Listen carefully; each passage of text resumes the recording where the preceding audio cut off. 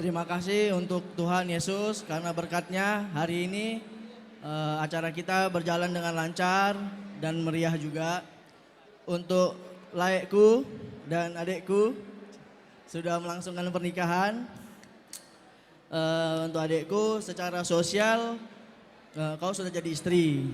Di kepolisian kau jadi bayangkari. Jadi pandai-pandailah menempatkan diri ya. Dan untuk layekku ya segala kekurangan adekku diterima, saling melengkapi dan berlomba-lomba untuk saling menunjukkan kelebihan. Semoga bahagia selalu, cepat dapat momongan, biar aku jadi tulang. Bahagia selalu, puji Tuhan, Tuhan memberkati, amin. Ini ada kado dari adikmu, si Pudan. Cantik juga ini boru hombeng ini. Jadi walaupun sedikit, jangan tengok dari nilainya ya, boru ya, Dr. Helada. Tapi tengoklah dari kelas dia, ya. Dia baru bekerja dia itu, oke lah.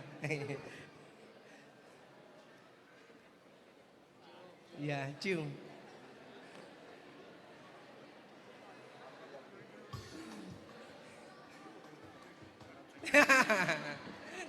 Anggo sorak ne gue mehelai. Udah. Oke lah, Sony Mak.